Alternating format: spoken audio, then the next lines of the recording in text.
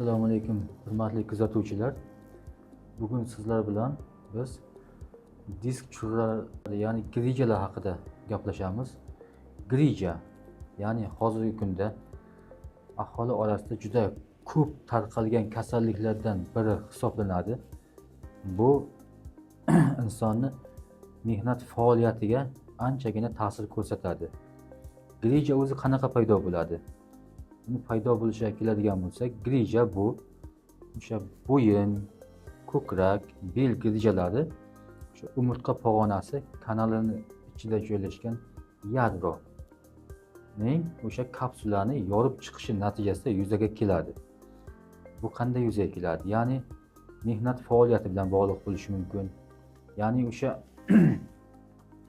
umurtqa pog'onasida siz bo'ylab tarkibiy qismlar, ya'ni minerallar, kalsiy, fosforlar yetishmasligi natijasida yuzaga kelishi mumkin.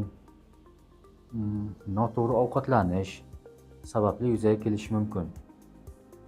Hozirgi kunda ko'p tarqalgan fast food mahsulotlarini iste'mol qilish natijasida ham grija kasalligi yuzaga keladi.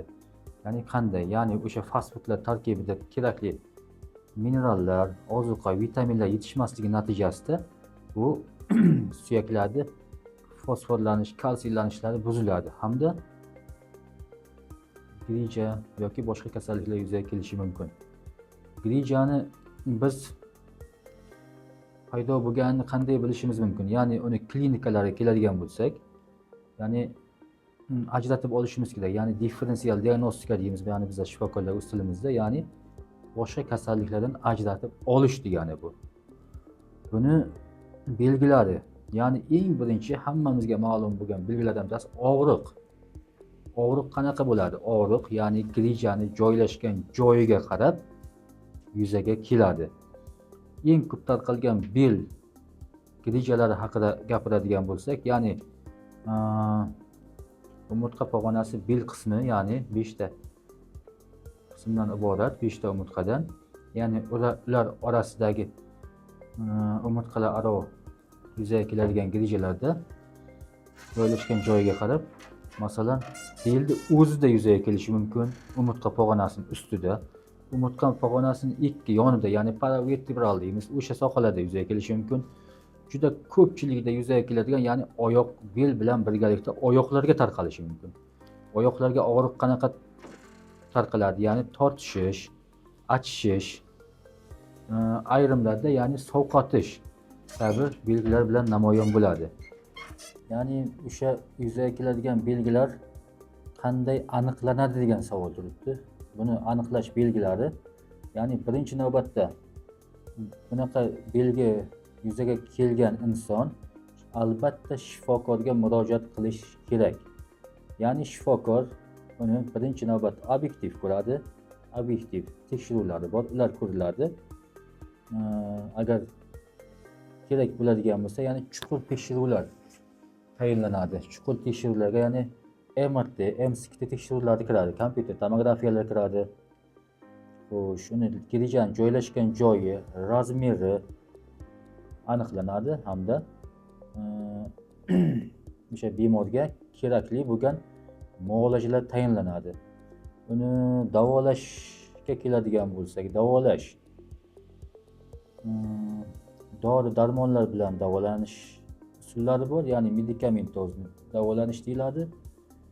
Xo'sh, va operativ davolash bor. Ya'ni bu operativ davolash grijani razmeriga qarab turib, ya'ni uni yuzaga keltirgan asoratlarga qarab turib shifokor tomonidan buyuriladi.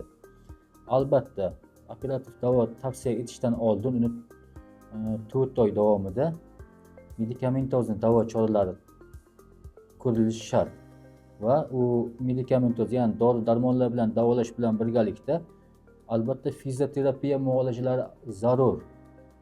Fizioterapiya muolajalari zarur. Keyin og'ir mehnat cheklanadi.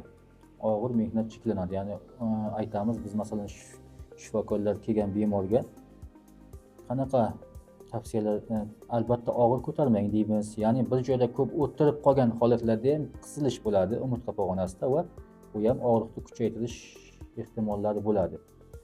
Buni dori darmonlar bilan davolashda, ya'ni o'sha angioprotektorlar deyiladi, ya'ni bizlar tilimizda, qon tomirlarini kengaytiruvchi dorilar, qon aylanishini yaxshilovchi, keyin shishga qarshi o'sha sohada paydo bo'lgan, ya'ni tortishishlar yuzaga kelganda albatta o'sha grija paydo bo'lgan sohada отек, ya'ni shish paydo bo'ladi. Unga qarshi dorilar, ya'ni mochagorniy deymiz, diuretiklar, yallig'lanishga qarshi dorilar tavsiya etiladi. Agar bemorda onkologik holatlar bo'lmagan holatlarda vitaminlar tavsiya qilsak bo'ladi. Va albatta fizioterapevtik muolajalar va sog'lom turmush tarziga rioya qilish.